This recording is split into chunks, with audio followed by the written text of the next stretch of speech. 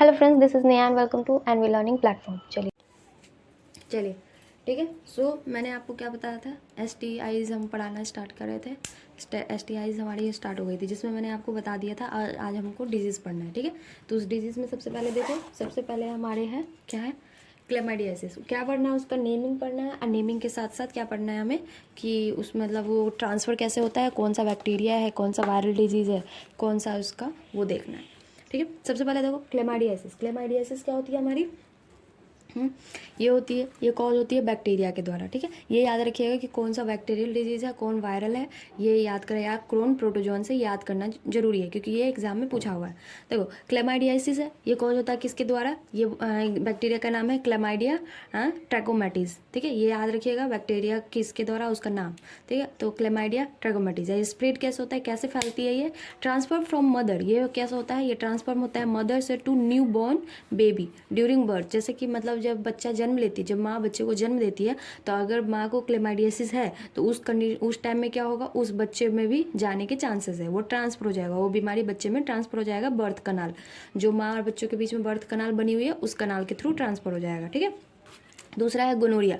Gonorrhoea भी bacterial disease है। ठीक है, तो ये बैक्टीरिया, इसका नाम है, कौन से बैक्टीरिया की वजह से होता है, ये निजेरिया गोनोरी। इस बैक्टीरिया का नाम है निजेरिया गोनोरी। ठीक है, ये स्प्रेड कैसे होता है, ये स्प्रेड होता है transfer from mother to newborn baby during birth through birth canal. ये भी क्या है, बर्थ कनाल के थ्रू ही ये भी मम्मी बच्चे से मम्मी में चला जाता है। समझ गए। चलिए, अब है सिफिलिस। सिफिलिस है, ये क्या है, ये करता है कि बैक्टीरिया, ये भी बैक्टीरियल है।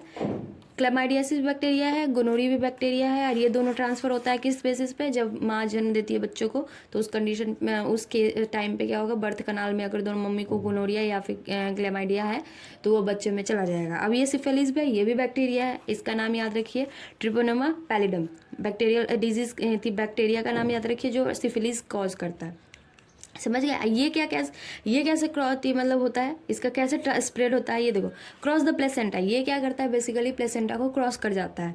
ये है जो बच्चा को जन्म मम्मी गर्भ में रखी रहती है, तो ये प्लेसेंटा से जाने के चांसेस होते हैं, और ये जिसकी वजह से HIV भी कॉज करता है। सिम्टम क्या है, जैसे जी प्लेसेंटा को कॉज करता है ये सिफिलिस, तो HIV भी सेम ही कॉज करता है, ये भी प्लेसेंटा को क्रॉस कर जाता है।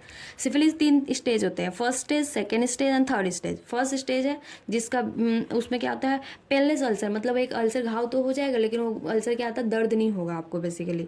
ठीक है, उसको कैंक्री बोलते हैं बेसिकली। सेकेंड स्टेज है जो फ्लू लाइक सिम्टम, उसमें क्या होता है, एक बीमारी के जैसा सिम्टम होगा, जिसमें एक फ्लू जैसे फॉर्मेशन होगी, लेकिन दिखेगा आपको। और थर्ड स्टेज है, जो थर्ड स्टेज में क्या है, न्यूरोसिफिलिस जिसको बोला जाता है। इसमें क्या करता है, आपके न्यूरॉन्स, जो न्यूरॉन्स में होता है, उस न्यूरॉन में इन्फ्लेमेशन हो जाता है। ठीक है, और डिजनरेशन ऑफ ऑर्गन। इतना ज़्यादा कुछ पूछेगा नहीं आपसे, लेकिन मैंने लिखवाया तो थोड़ा सा बहुत लिखवा दिया है। ठीक है, आगे बढ़े, चलो देखिए।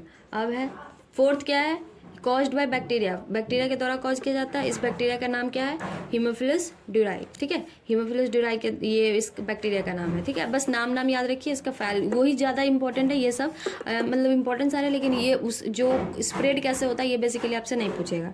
ठीक है, अब जेनाइटल हर्ब्स। जेनाइटल हर्ब्स से क्या है, ये वायरल डिजीज़ है। ठीक है, वायरस है, जिसका जेनाइटल हर्ब्स का वायरस का नाम है टाइप 2 वायरस जिसको बोलते हैं। ये टाइप 2 हॉर्स है जिसको बोलते हैं इसका वायरस का नाम क्या है, इसमें सिम्प्लेक्स वायरस। ठीक है, समझ गया। चलिए, सिम्प्लेक्स वायरस बोलते हैं, HSV भी बोल सकते हो आप। जेनाइटल वॉट, ये भी वायरल है, ये ह्यूमन पेपिलोमा वायरस की वजह से होता है, और ये कॉज होता है, ये सर्वाइकल और वेजाइना कैंसर कॉज करता है, ये जेनाइटल वॉट्स। ठीक है, हेपेटाइटिस बी, जो हेपेटाइटिस बी कॉज करता है। HBV वायरस, एड्स है, जो ह्यूमन क्या है, इम्यूनोडेफिशिएंसी वायरस है, HIV। और ट्राइकोमोनियासिस है, ट्राइकोमोनियस वेजिनालिस कॉज करता है। ये देखो, याद रखिएगा, वायरस और प्रोटोजोन्स। समझ गए हो। अभी तक हमने पढ़ा जितने भी सिफिलिस हो गए, क्लेमाइडियासिस हो गए, ये कैंक्रोइड है, ये सब बैक्टीरियल थी। और जेनाइटल हर्ब्स है, जेनाइटल वॉर्ड्स है, हेपेटाइटिस बी है, ये सब क्या है, ये वायरल डिजीज़ है। ठीक है, देख रहे हो, वायरल्स है। और क्या है, ट्राइकोमोनियासिस एक है जो इंपॉर्टेंट है हमारे लिए, वो क्या है, ये प्रोटोजोन्स है। याद रखिएगा, ट्राइकोमोनियासिस क्या है हमारा, प्रोटोजोन्स है, जो ट्राइकोमोनास वेजिनालिस से कॉज होता है। समझ गया। चलिए, यहाँ तक हमने देख लिया था। अब उसके बाद देखो, some of these infection like HIV, like hepatitis B, HIV can also be transmitted by sharing of injection needle. बोला जा रहा है कि कुछ वायरस है, इन्फेक्शन है, जैसे कि हेपेटाइटिस बी हो गई या फिर आपका HIV हो गया, वो कैसे कैसे ट्रांसमिट होता है उसको वो भी देख लो। वो ट्रांसमिट होता है basically by sharing injection needle. जैसे कि सुई देते हैं ना, तो आप जैसे अभी कोरोना टाइम में सुई मिला था, तो उस कोरोना टाइम में सुई मिली और वही सुई की जगह पे आपको कोई HIV वाले लोग होंगे उसको इंजेक्शन मिली, अगर वो इंजेक्शन मिला। कोविड में हमें वैक्सीन मिलती थी तो एक ही वो जो आपको ये जो एक नीडल तो अलग अलग होता था, लेकिन वो रिफिल भाइल थी, उसी भाइल से एक भाइल से कम 3-4 आदमी को मिलता था। तो वो उसी टाइम तो वो क्या होगा कि एक सिरिंज उन्होंने इंजेक्ट करी, फिर निकाले, फिर इंजेक्ट करी, निकाले। तो उस केस में क्या होगा, जिस आदमी को हेपेटाइटिस रही होगी तो उसको सुई दे दिया, उसके बाद दूसरे को देंगे तो उससे भी फैलने का डर है। उसके बाद सर्जिकल इंस्ट्रूमेंट, जो सर्जरी वगैरह होती है तो उसमें जो इंस्ट्रूमेंट होता है उसको अच्छे से नहीं साफ करेंगे तो उससे भी होने के चांसेस है। और उसके बाद क्या है, विथ इन्फेक्टेड पर्सन, जो इन्फेक्टेड पर्सन होगा उसका ट्रांसफ्यूजन ऑफ ब्लड, जो ब्लड डोनेशन करते हैं, ब्लड को देते हो तो आपको ब्लड देते हैं ना, तो उसके बाद उसको चेक करते हैं कि अगर आपको कोई डिजीज़ वगैरह तो नहीं है तभी आपका ब्लड लिया जाएगा, नहीं तो नहीं लिया जाएगा। क्योंकि अगर डिजीज़ वाले ब्लड ले लेंगे वो किसी को चढ़ा देंगे तो वो आपको जो डिजीज़ है वो डिजीज़ उसमें भी फैल जाएगी, ठीक है। और उसके बाद क्या है, from infected mother to the foetus. अब बोला जा रहा है कि जो बच्चा में माँ जो इन्फेक्टेड होगी, अभी देखा हमने कैसे वो ट्रांसफ़र होता है, प्लेसेंटा से भी ट्रांसफ़र होता है, उसके बाद जब बर्थ के टाइम में क्या होता है, बर्थ कनाल से भी ट्रांसफ़र होता है। तो जो मम्मी उस डिजीज़ का शिकार होगी तो बच्चे में भी होने के चांसेस हो जाते हैं, ठीक है, समझ गया। अब उसके बाद है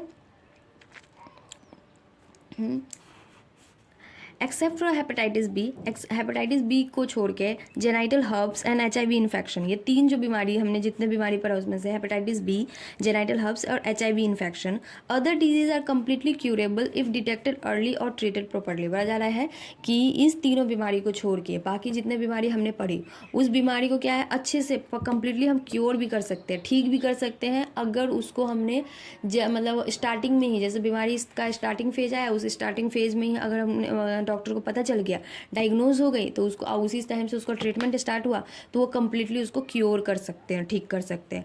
early symptom of most of these are minor including. अब बोला जा रहा है इसका सिम्टम क्या है, जो अर्ली सिम्टम में क्या क्या होगा, इंक्लूड करा ईचिंग, फ्लूइड डिस्चार्ज, मतलब खुजली होता है वो मतलब वेजाइनल पार्ट में, फ्लूइड डिस्चार्ज होएगी, स्लाइट पेन, हल्की सी पेन होएगी, स्वेलिंग फूल जाता है, ETC in the genital region के पोर्शन में। इन्फेक्टेड फीमेल में बी है क्या asymptomatic and hence make remains undetected for long. बोला जा रहा है कि ये बेसिकली जो फीमेल होंगी तो फीमेल में ये है ना बहुत जल्दी पता नहीं चल पाता है, बहुत लंबा टाइम लेता है। एब्सेंस और less significant symptom in the early stage of infection and social stigma attach to the STIs।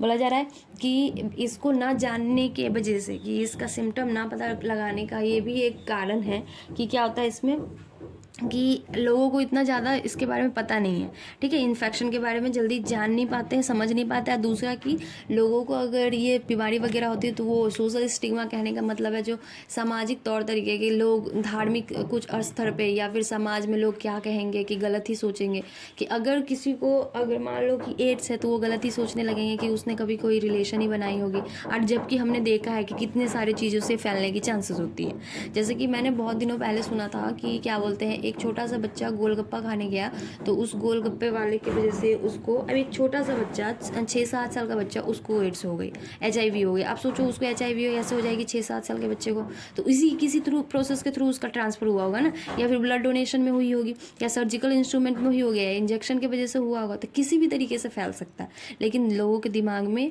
जब हम HIV के बारे में बात करते हैं तो एक ही दिमाग में गलत धारणाएं आती हैं, उसके वजह से उससे सब लोग उसको ही गलत ठहराने लगते हैं, जिसके वजह से डर के मारे लोग जल्दी उसको डायग्नोस नहीं कर पाते हैं, करवाते हैं, डॉक्टर के पास जाने से कतराते रहते हैं।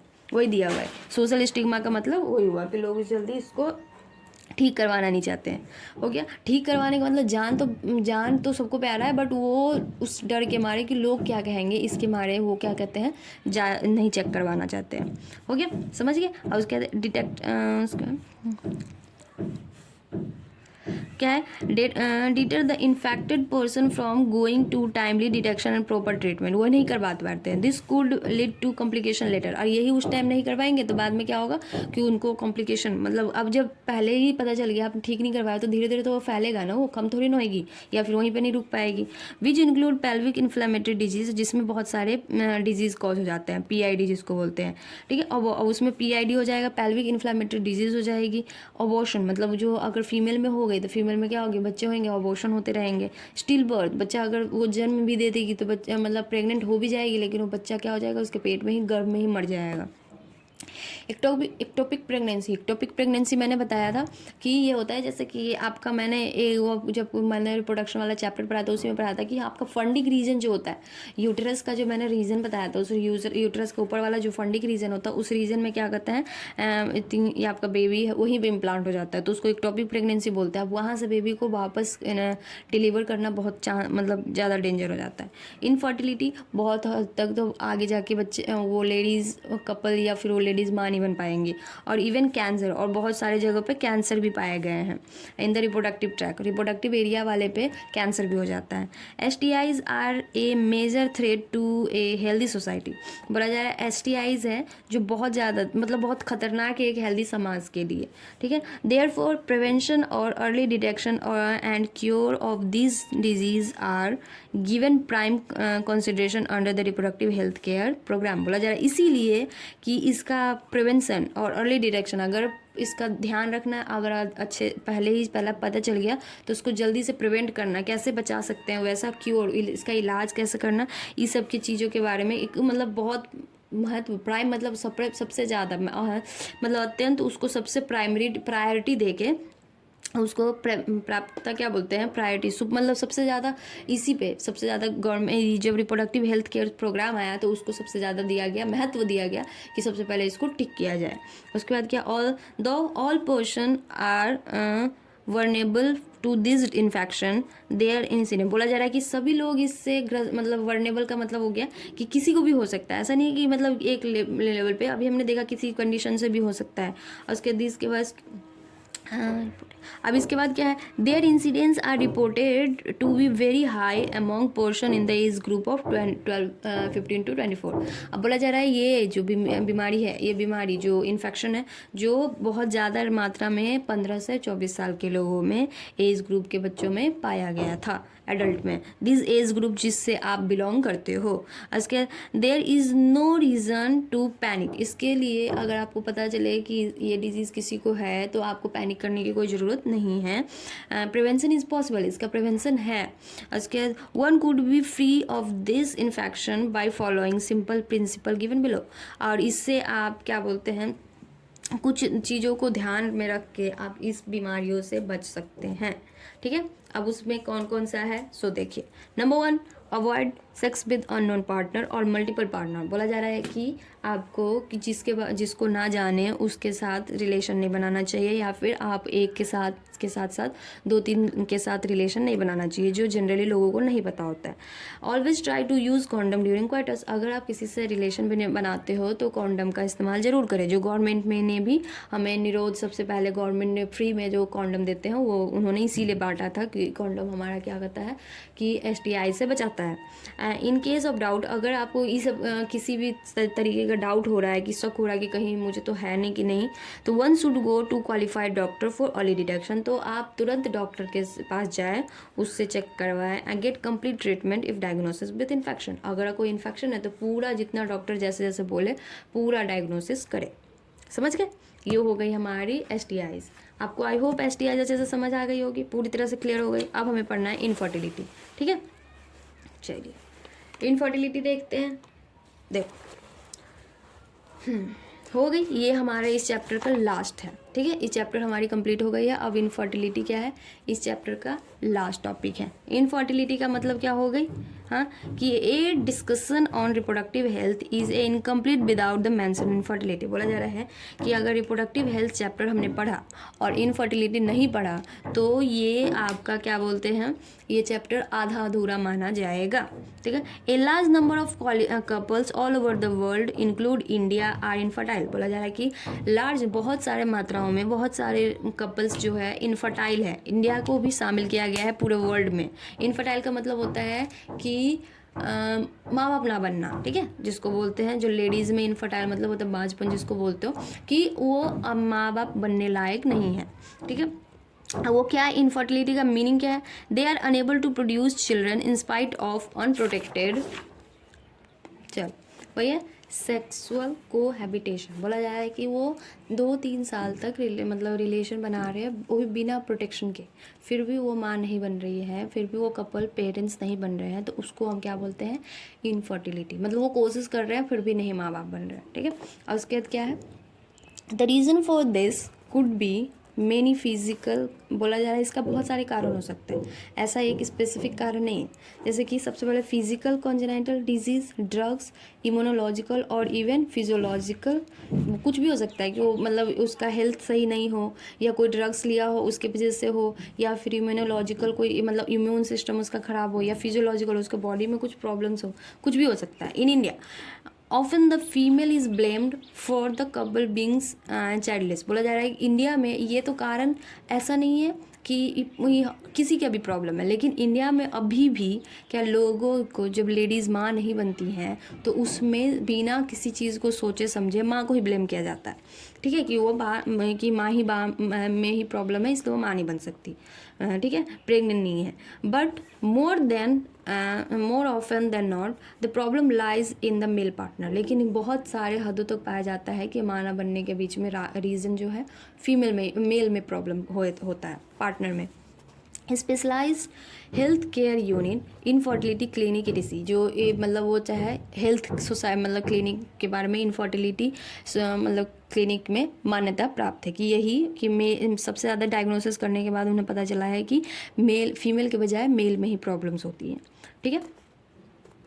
And corrective treatment for some of these disorder and enable these couples to have children. However, there where such correction are not possible. उसमें बहुत सारे कंडीशन, मतलब ये होता है कि आप डॉक्टर्स को दिखाइए, डॉक्टर देखेंगे कि आप पेरेंट्स बन सकते हो नहीं बन सकते हो, आप दोनों। ऐसा नहीं है कि अगर कोई कपल पेरेंट्स ना बन रहे हैं तो बस लेडी को दिखा दो, और लेडीज़ में ही प्रॉब्लम है, जेंट्स को भी अपना दिखाना चाहिए, दोनों हस्बैंड वाइफ को दिखाना चाहिए, फिर डॉक्टर बताएंगे कि इसमें आखिर दोनों में से किसको प्रॉब्लम है, जो प्रॉब्लम है उसको डायग्नोज करके बताते हैं। और तभी भी बहुत सारे कपल है जो डायग्नोज करने के बाद भी प्रॉब्लम ना ख़त्म हो, तो उसके लिए भी couples could be assisted to have children through certain special technique. तो उनके लिए एक स्पेशल टेक्निक्स बनाया गया है जिसको हम बोलते हैं आर्ट बोलते हैं। आर्ट का मतलब होता है असिस्टेड रिप्रोडक्टिव टेक्नोलॉजी, मतलब उनके लिए बहुत सारे टेक्नोलॉजीज़ वगैरह बनाई गई हैं जिसके थ्रू वो पेरेंट्स बन सकते हैं। वही टेक्नोलॉजी हमें यहाँ नीचे पढ़ना है। चलिए समझ आया, चलिए ये टेक्नोलॉजी में क्या है, सबसे पहले इन विट्रो फर्टिलाइजेशन, ठीक है। इन विट्रो फर्टिलाइजेशन क्या होता है, देखो आईवीएफ जिसको बोलते हैं, fertilisation outside the body in almost similar condition in the body. मतलब ये लेबोरेटरी में होता है बेसिकली, जैसे कि माँ के गर्भ में फर्टिलाइजेशन होता है वैसा ही सेम पूरा का पूरा वैसा ही कंडीशन लगाया जाता है, वैसा ही सिचुएशन लेबोरेटरी में बनाया जाता है। वहाँ पे क्या करता है, मेल से और फीमेल से, मम्मी पापा दोनों से गैमेट्स ले जाते हैं, वहाँ पे फर्टिलाइजेशन कराया जाता है। फर्टिलाइजेशन कराने के बाद वहाँ पे जाइगोट फॉर्मेशन होती है, फिर उस जाइगोट को मदर में इंसर्ट किया जाता है। तो वही है, ये होता है क्या, fertilisation outside the body is almost similar condition that of the in the body, जैसे बॉडी के अंदर कंडीशन होती है। फॉलोड बाय एम्ब्रियो ट्रांसफर, जैसे यही कंडीशन मैंने सारा दिखाती हूँ मैं आपको कि क्या, देखो बेसिकली क्या होता है, देखिए दिख रहा है आपको, आई होप आपको दिख रही होंगी, एक मिनट बस। देखो इसमें क्या होता है, in this programme ova from mother या फिर ओवा फ्रॉम वाइफ और donor female and sperm from husband and donor male is are collected and are induced to form zygote under simulated condition in the laboratory. वही बोला जा रहा है कि यहाँ पे क्या मैंने लिखा है, ओवा फ्रॉम वाइफ और डोनर, कि मान लो कि कोई हस्बैंड वाइफ है, उसमें अगर वाइफ और हस्बैंड दोनों सही है, लेकिन वो आगे उनको फर्टिलाइजेशन करने में, मतलब नेचुरली फर्टिलाइजेशन करने में प्रॉब्लम हो रही है, तब ये वो वाला जो आईवीएफ कर सकते हैं। लेकिन जिस कंडीशन में क्या है, फीमेल मतलब डोनर लायक नहीं है, डोनेट करने गैमेट फॉर्मेशन के लायक नहीं है, तो उस कंडीशन में बाहर से दूसरा डोनर लेके आएंगे, मेल अच्छा है फीमेल नहीं है, तो मतलब डोनर फीमेल को के गैमेट्स को लेंगे और मेल मतलब पापा का लेंगे और दोनों का फर्टिलाइजेशन कराएंगे। तो उस कंडीशन में भी हो सकता है, सेम एज मम्मी के कंडीशन में भी हो सकता है, मम्मी हेल्दी है पापा अनहेल्दी है तो ठीक है। अब उसके बाद पूरा का पूरा जाइगोट का फॉर्मेशन बनाता है लेबोरेटरी में। अब उसके this method involve in vitro fertilisation, ठीक है, समझ गए। अब उसके बाद क्या है, दिस मेथड इन्वॉल्व करता है, उसी को इन विट्रो फर्टिलाइजेशन बोलते हैं, क्योंकि ये क्या in vitro fertilisation, IVF fertilisation का मतलब हुआ कि male and female gamete fertilisation take place outside the body, is almost similar condition जो ऊपर से मैंने लिखवाया। एंड देन उसके बाद जाइगोट और या फिर जाइगोट या फिर embryo get transfer into inside the female body, और उसके बाद फीमेल बॉडी में उसको इनसाइड में क्या करते हैं, इंसर्ट कर देते हैं, ट्रांसफ़र करा देते हैं। अगर आप जाइगोट को ट्रांसफ़र कराओगे तो फैलोपियन ट्यूब में, क्योंकि फिर फैलोपियन ट्यूब में जाइगोट ट्रांसफ़र हो जाएगा। फिर नेचुरल मेथड जो सा होता है कि जाइगोट से आगे जाके मोरुला ब्लास्टुला गैस्ट्रुला बनेगी, फिर यूट्रस तक आएगा, फिर यूट्रस में इम्प्लांटेशन होगा, सेम प्रोसेस। अगर आपने एम्ब्रियो मतलब अर्ली एम्ब्रियो को डाला तो उसको यूट्रस में डाला तो यूट्रस में सीधे आके इम्प्लांट कर जाएगी, तो रिस्पेक्टिवली वो आगे डिवीजन करेगा, इम्प्लांट करा जाएगी। तो डिपेंड करता है आप किस कंडीशन में उसको इंसर्ट कराते हो। उसी में दो कंडीशन है, एक जिफ्ट जिसको बोलते हैं, जिफ्ट का मतलब होगा zygote intra fallopian transfer. Zygote intra fallopian transfer कहने का मतलब हुआ कि जाइगोट को, इंट्रा का मतलब होता है अंदर, तो फैलोपियन ट्यूब के अंदर ट्रांसफर कराना। इसमें क्या होता है, embryo up to 8 blastomere, 8 blastomere तक के एम्ब्रियो को ट्रांसफर कर सकते हो फैलोपियन ट्यूब में, जिसको अर्ली एम्ब्रियो बोलते हो। 8 ब्लास्टोमियर तक के एम्ब्रियो को क्या बोलते हैं हम, अर्ली एम्ब्रियो, ठीक है। तो अर्ली एम्ब्रियो वाले कंडीशन को क्या कहते हैं हम, कि हम फैलोपियन ट्यूब में ट्रांसफर कर देते हैं। समझ आ गया, चलिए। अब देखो दूसरा क्या है, इंट्रा यूटेराइन ट्रांसफर। जैसे मैंने बोला था पहले तो जाइगोट को ट्रांसफर किया तो हमने उसका नाम रखा क्या, जिफ्ट, जो फैलोपियन ट्यूब में ट्रांसफर किया। अब हमें क्या करना है, ये बोला जा रहा है इंट्रा यूटेराइन ट्रांसफर, जो हम एम्ब्रियो का ट्रांसफर करेंगे। तो एम्ब्रियो कौन सा, if the embryo is with in more than 8 blastomere, 8 blastomere तक का रहेगी तो उसको हम जाइगोटिक में कर देंगे कि उसको फैलोपियन ट्यूब में ट्रांसफर कर देंगे। लेकिन उसके बाद क्या है, 8 ब्लास्टोमियर से ज़्यादा मतलब डेवलप्ड है तो उसको हम क्या करेंगे, डायरेक्टली उसको यूट्रस में ट्रांसफर कर देते हैं, ठीक है, समझ गए। अब उसी में आपने एक नाम सुना होगा, सैरोगेट मदर। सैरोगेट मदर क्या होती है, वो होती है ए वीमेन who substitute और take place of the real mother to nurse the embryo। अब बोला जा रहा है यहाँ तक करने के बाद मान लो कि बहुत सारी लेडीज़ होती हैं जो यूट्रस में अपने बच्चों को इम्प्लांट कर नहीं पाती है, यूट्रस में मतलब उसको आगे जाके ग्रोथ नहीं करा सकती 9 महीने तक, तो वो लेडीज़ क्या करती है, यहाँ तक वाला कंडीशन सेम कराएगी, अपने मम्मी पापा अपना अपना ले लेंगे और फिर टेस्ट टू बेबी में पूरा फर्टिलाइजेशन होगा। फिर उसके बाद एक सैरोगेट मदर ढूंढेंगे, एक सैरोगेट मदर ढूंढने के बाद उसी मदर के क्या कहते हैं यूट्रस में उसको क्या या फिर उसको फैलोपियन ट्यूब में उसको क्या इंसर्ट कर देंगे, ट्रांसफ़र कर देंगे और फिर फर्दर वहाँ पे डेवलपमेंट होना स्टार्ट हो जाएगा। समझ गए, वो जो सुटेबल होगी उसका, जिसका एम्ब्रियो सुटेबल, जिसका पूरा का पूरा यूट्रस और वो मम्मी पूरा हेल्दी मदर होगी, हेल्दी पूरा तरीके से अच्छे से 9 महीने तक पाल सकती है वो, तो उसी को हम बोलते हैं सैरोगेट मदर। तो सैरोगेट मदर का क्या होता है, उसको ऐसे उसको भाड़े का कोख भी बोल सकते हो, कि जैसे एक आप घर पे रहते हो, भाड़े के रूम में रहते हो ना किराए पे, तो किराए पे रहते हो तो क्या होता है, उस रूम का आपको कुछ नहीं है, उस रूम को आप यूज़ करते हो जितने दिनों के लिए, तो उस दिन के लिए आप उसका रेंट देते हो और यूज़ करते हो, उसके अंदर रहते हो ना, उसके आपको किसी चीज़ से कोई मतलब नहीं है। तो वैसा ही है कि ना उस रूम मालिक से आपको कोई मतलब है, ठीक है, कि रूम मालिक भी आपको कोई मतलब प्रॉब्लम नहीं दे सकती वो, या फिर वो हक नहीं जता सकता। तो वैसा ही है कि ये एटलीस्ट जितने दिन तक वो अपने आप को मतलब रखती है तो उतने दिन तक का उसका पूरा केयर वगैरह पे वगैरह सब करती है उसके पेरेंट्स। समझ गए, चलिए यहाँ तक आगे। अब देखो जिफ्ट क्या है, गैमिड इंट्राफेलोपियन ट्रांसफर। गैमिड जिफ्ट का मतलब हुआ अब जो कपल गैमिड ही प्रोड्यूस नहीं कर पाते हैं, ठीक है, अब जो कपल गैमिड प्रोड्यूस नहीं कर पाते तो वो क्या ही बच्चा बन पाएगा। देखो तो क्या लिखा है, इन दिस मैथड क्या इज यूज्ड इन फीमेल, बोला this method is used in which, किसके लिए, female who can't produce ova but can provide suitable environment. बोला जा रहा है कि ये गैमेट तो प्रोड्यूस नहीं कर सकते, ओवा तो प्रोड्यूस नहीं कर सकते, लेकिन आगे सुटेबल इन्वायरमेंट, फर्टिलाइजेशन के लिए भी उसका इन्वायरमेंट सुटेबल है और इम्प्लांटेशन के लिए भी उसका क्या होता है पूरा करो सुटेबल है, मतलब फर्दर डेवलपमेंट के लिए सुटेबल है, लेकिन वो गैमेट प्रोड्यूस नहीं कर पाती है, उसके ओवरीज में प्रॉब्लम है। तो उस केस में क्या होता है, शिफ्ट वाला मतलब वो टेक्निक्स यूज़ कर सकते हैं। समझ गए, ये सेम एज फीमेल मेल में भी हो सकता है कि मेल में क्या है कि आपको जो मेल पार्टनर है तो उसका क्या होगा कि वो स्पर्म प्रोड्यूस नहीं कर पाएगा या स्पर्म डोनेट नहीं कर पाएगा, तो उस केस में अब वो है ICSI SI, ये है इंट्रासाइटोप्लाज्मिक स्पर्म इंजेक्शन। अब बोला जा रहा है कि साइटोप्लाज्मिक स्पर्म इंजेक्शन मतलब जो फीमेल के ओवा का साइटोप्लाज्म में स्पर्म को डायरेक्ट इंजेक्ट कराना, तो वो क्या है, in this technique sperm is directly, देखो वही लिखा हुआ है, sperm is directly injected to the cytoplasm of the ovum, ovum के साइटोप्लाज्म में स्पर्म को डायरेक्टली इंजेक्ट कराना, मीन्स कहने का मतलब फर्टिलाइजेशन कराना, to form the embryo in the laboratory, इसको क्या फर्टिलाइजेशन बाहर करा देता है कि ये किसके लिए होता है, देन ट्रांसफर टू, अब बाकी ये कौन करता है, जो कपल क्या बोलते हैं, जिस कपल में जिसके मेल पार्टनर में क्या होता है वो उसको इनकॉपुलेशन क्या बोलते हैं, उसका स्पर्म का काउंट बहुत कम होगा, स्पर्म ज़्यादा नहीं हो पा रहता है, तो वो डायरेक्ट सुटेबल स्पर्म को ढूंढेगी, ये डॉक्टर ढूंढते हैं और उसको डायरेक्ट इंजेक्ट करा देते हैं कि वो जो मैंने बताया था ना फर्टिलाइजेशन के लिए उसको वेजाइनल रीजन से लेकर पूरा फेलोपियन ट्यूब तक जाने के लिए, एम्पुलरी स्मिक जंक्शन तक जाने के लिए पूरा का पूरा इतना ज़्यादा झेलना पड़ता है, तो उसका स्पर्म उतना झेलने के लायक नहीं है, उसमें स्पर्म काउंट बहुत कम है कि मतलब वहाँ तक जाते जाते मर जाएगा, तो डॉक्टर समझ जाते हैं कि डायरेक्ट उसको वहाँ पहुँचा देते हैं। समझ गए? चलिए, अब उसके बाद पहुँचा दिया, फर्दर वहाँ से जिफ्ट वाला और आई वाला प्रोसेस होना स्टार्ट हो जाएगा। ठीक है, तो वो क्या करते हैं, इस फीमेल का भी ओवम बाहर लेते हैं और इस मेल का स्पर्म, दोनों को लेबोरेटरी में अच्छे से इंजेक्ट करके फर्टिलाइजेशन करा देते हैं, और फिर फर्टिलाइजेशन कराने के बाद जाइगोट बना दिया, जाइगोट को फिर फर्दर जिफ्ट वाला प्रोसेस करेंगे कि हम फेलोपियन ट्यूब में वापस जाइगोट को डाल देंगे या फिर इंट्रायूटेराइन ट्रांसफर भी करा देंगे। समझ गए यहाँ तक? चलिए, समझ आ गया होगा। देखिए, अब है आर्टिफिशियल इंसेमिनेशन। आर्टिफिशियल इंसेमिनेशन क्या होता है, this technique is used when the husband is either unable to inseminate or have very low sperm count in the ejaculation. बोला जा रहा है ये भी कि ये यूज़ होता है आर्टिफिशियल इंसेमिनेशन का, मतलब वही हुआ कि आर्टिफिशियली आप इंसेमिनेट कर रहे हो, आर्टिफिशियली नेचुरली नहीं करने के लायक नहीं है तभी तो उसमें क्या है कि स्पर्म काउंट उसका बहुत कम है हस्बैंड का, या फिर वो इंसेमिनेट नहीं कर पाते हैं। द सीमेन कलेक्टेड, ये सीमेन कलेक्ट होता है फ्रॉम आइदर हस्बैंड और हेल्दी डोनर से, आर्टिफिशियली इंट्रोड्यूस इनटू वेजाइना।